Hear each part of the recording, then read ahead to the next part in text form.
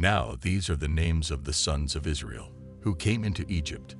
Every man in his household came with Jacob: Reuben, Simeon, Levi, and Judah, Issachar, Zebulun, and Benjamin, Dan, and Naphtali, Gad, and Asher. All the souls who came out of Jacob's body were 70 souls, and Joseph was in Egypt already. Joseph died, as did all his brothers, and all that generation.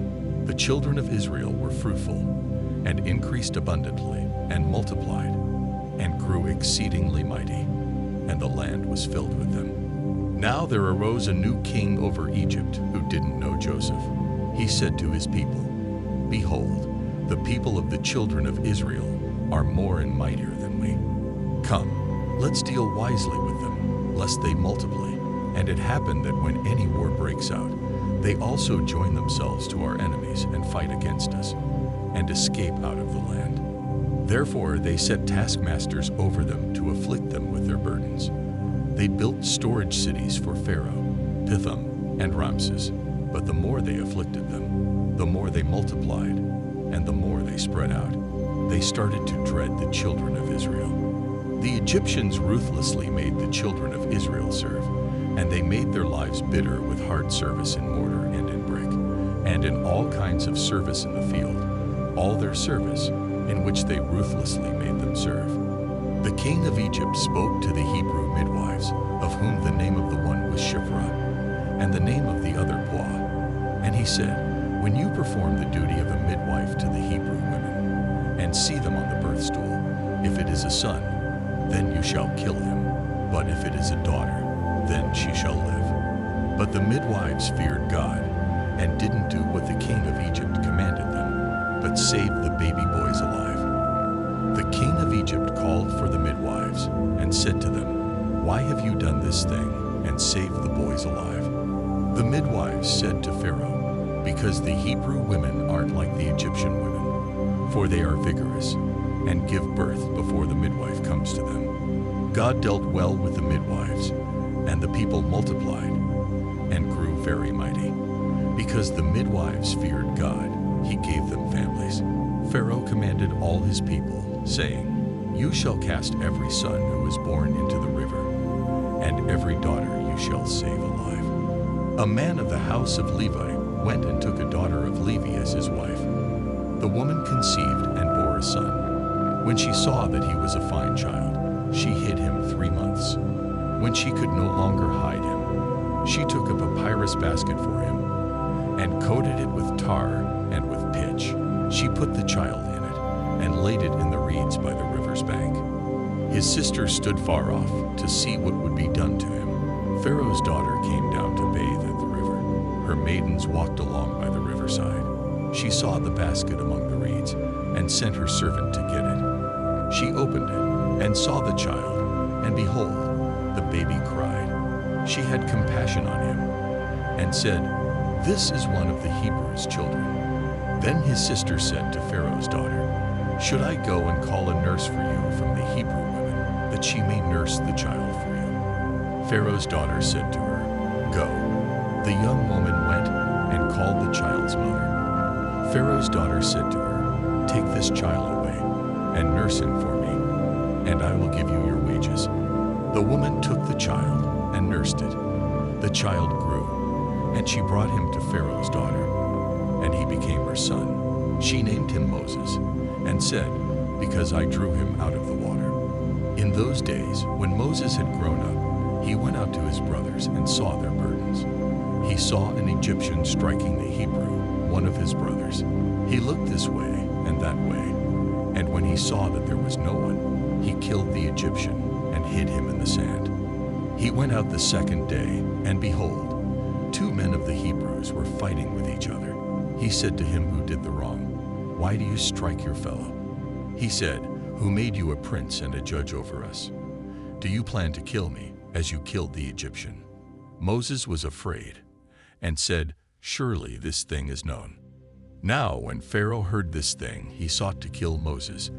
But Moses fled from the face of Pharaoh, and lived in the land of Midian, and he sat down by a well.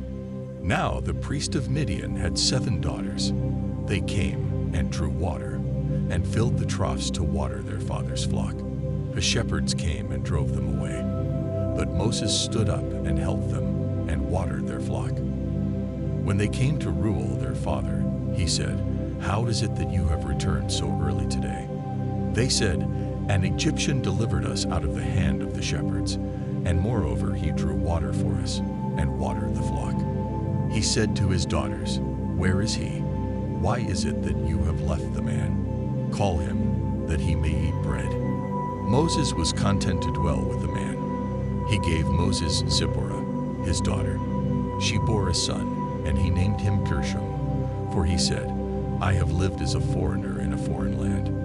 In the course of those many days, the king of Egypt died, and the children of Israel sighed because of the bondage, and they cried, and their cry came up to God because of the bondage. God heard their groaning, and God remembered his covenant with Abraham, with Isaac, and with Jacob. God saw the children of Israel, and God was concerned about them. Now Moses was keeping the flock of Jethro, his father-in-law, the priest of Midian, and he led the flock to the back of the wilderness, and came to God's mountain, to Horeb. Yahweh's angel appeared to him in a flame of fire out of the middle of a bush.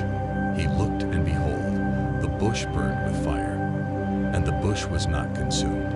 Moses said, "I will go now and see this great sight, why the bush is not burned."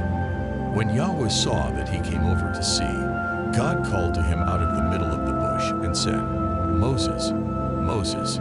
He said, "Here I am." He said, "Don't come close. Take off your sandals, for the place you are standing on is holy ground." Moreover, he said, "I am the God of your father, the God of Abraham, the God of Isaac, and the God of Jacob." Moses hid his face because he was afraid to look at God. Yahweh said, "I have surely seen the affliction of my people who are in Egypt, and have heard their cry because of their taskmasters, for I know their sorrows. I have come down to deliver them out of the hand of the Egyptians, and to bring them up out of that land to a good and large land, to a land flowing with milk and honey, to the place of the Canaanite, the Hittite, the Amorite, the Perizzite, the Hivite, and the Jebusite. Now, behold, the cry of the children of Israel has come to me. Moreover, I have seen the oppression with which the Egyptians oppress them. Come now, therefore, and I will send you to Pharaoh, that you may bring my people, the children of Israel, out of Egypt." Moses said to God, "Who am I that I should go to Pharaoh, and that I should bring the children of Israel out of Egypt?" He said, "Certainly I will be with you. This will be the token to you that I have sent you. When you have brought the people out of Egypt, you shall serve God on this mountain." Moses said to God, "Behold, when I come to the children of Israel and tell them, 'The God of your fathers has sent me to you,' and they ask me, 'What is his name?'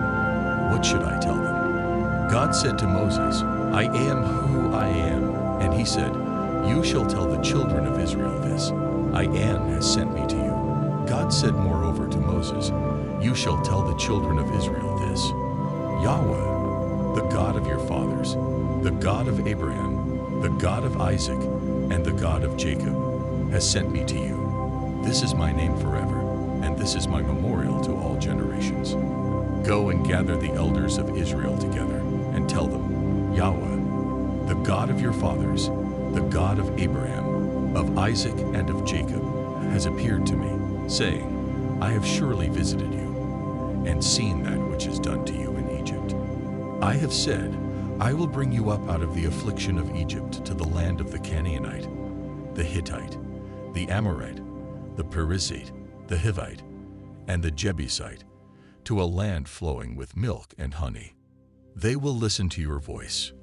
You shall come, you and the elders of Israel, to the king of Egypt, and you shall tell him, Yahweh, the God of the Hebrews, has met with us. Now please let us go 3 days' journey into the wilderness, that we may sacrifice to Yahweh, our God. I know that the king of Egypt won't give you permission to go, no, not by a mighty hand. I will reach out my hand and strike Egypt with all my wonders which I will do among them, and after that he will let you go.